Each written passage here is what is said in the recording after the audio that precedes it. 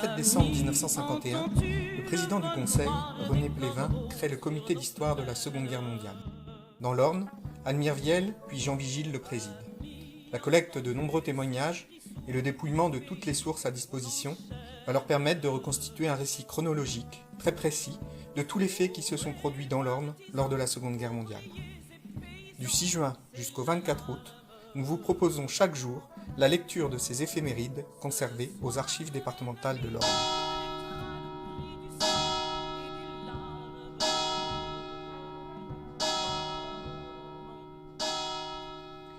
« 1944, 2 août.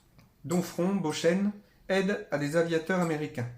Le lieutenant Adolph Wilmont Kabelsfleisch, le sergent Joseph Porter, le capitaine Kenneth Hagan, le sergent Edward Nabozny, recueillis à Beauchesne chez mademoiselle Yvette Duboc et qui ont tenté vainement de franchir les lignes allemandes dans la région de Caen, sont pris en charge par André Rougeron. Sainte-Gauburge, sabotage SNCF.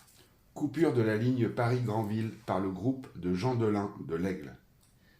Saint-Lô, Alençon, repli de l'administration. Les services interministériels de protection contre les événements de guerre, SIPEG, dirigés par Martin Sanne, préfet de la Manche, se replient sur Alençon devant l'avance américaine dans le secteur de Mortain et mettent fin à leur mission. La Ferrière aux étangs, arrestation.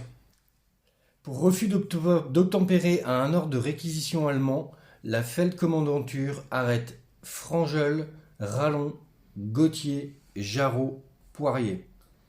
La poterie aux perches, exactions allemandes. Un soldat allemand en état d'ébriété menace la population, tire sur les fenêtres et blesse Rouel, femme Couillet-Cécile, 35 ans. Couillet-Raymond, 9 ans. Nauf-sur-Dive, chute d'un avion anglais.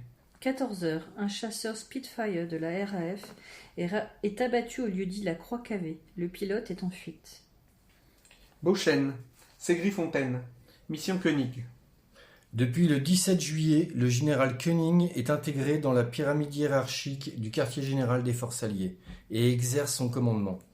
Tous les réseaux Buckmaster sont passés sous son autorité, ainsi que tous les réseaux Alliance, Gilbert, Druide, Agir, etc.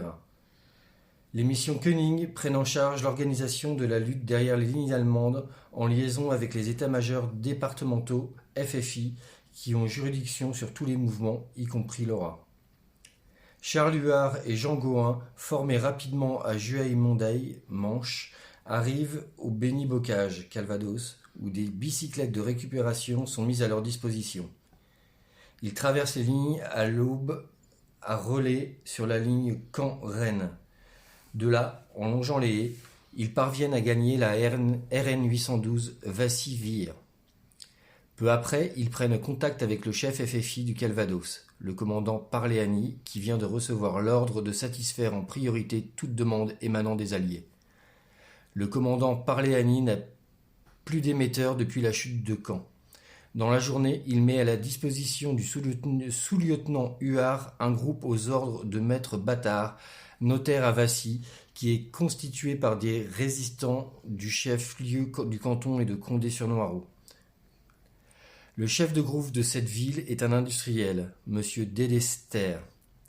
Il prend en même temps contact avec les résistants de l'Orne, groupe d'Atis, de Ségri-Fontaine et de Landissac, et surtout avec mademoiselle Yvette Duboc de Beauchesne, qui a joué un rôle important au service de l'OCM et qui est affectée au réseau Century, qui a remplacé le réseau Hector, après que celui-ci eut été démantelé par les Allemands en 1942. La mission est de surveiller 2 secteurs principaux dans l'Orne. Argentan C, confié au commandant Parléani et à Jean Gauhin. L'autre, situé en arrière du front de Mortain, sur lequel veillera le groupe Bâtard, auquel est adjoint Charles Huard, pseudo Hibou. Monsieur Bâtard et Charles Huard arrivent accompagnés de 4 volontaires chez mademoiselle Duboc, qui habite à Beauchesne, sur la route qui va de Tingebray à Lonlay-l'Abbaye, et dont la maison est occupée par les SS.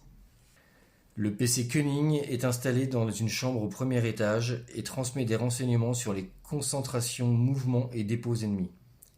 Les localisations sont pointées sur des cartes du service géographique de l'armée et calquées sur des feuilles de papier à cigarette. Les 4 volontaires sont Amaury Vivien de Vazé, Henri Vivien de Vassy, Eugène Ergot de Condé-sur-Noireau, Jean Dissler de Condé-sur-Noireau. Ils ont appris de Hibou ce qu'on attend d'eux. Faire de fréquentes sorties autour de Beauchêne, située sur la route Flers-Mortain, grosse artère de ravitaillement pour les Allemands, ouvrir les yeux et inscrire ce qu'ils voient dans leur mémoire. Mademoiselle Duboc parle de 6 personnes. Jean Dissler, Eugène Ergot, Henri Vivien, Amaury Vivien, Émile Battard, Monsieur Charles, Jean Huard, compagnie Scamorroni. Domfront. Bombardement de troupes allemandes. 1 heure, à la lueur des fusées, l'aviation alliée attaque les convois et concentrations Wehrmacht dans le secteur du Bois-Allé. Condé-sur-Sarthe. Grand état-major de l'Ouest.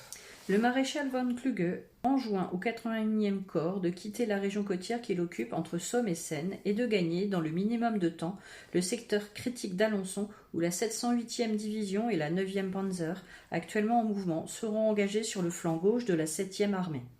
Le maréchal von Kluge est alors au château de Vervennes à Condé-sur-Sarthe. La 708e division d'infanterie appartenait au 80e corps. La 9e Panzer Division appartenait avec le 2e Panzer SS au groupe d'armes G. Le Theil-sur-Huisne.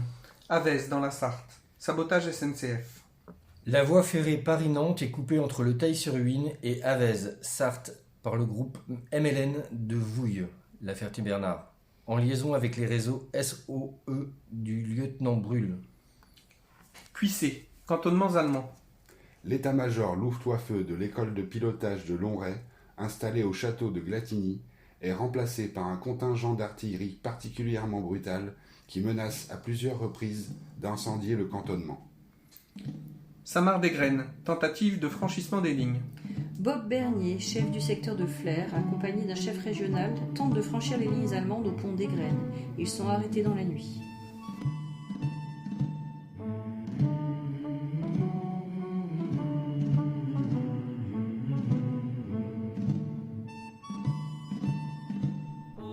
Ce podcast vous a été présenté par la Direction des Archives et du Patrimoine culturel de l'Orne,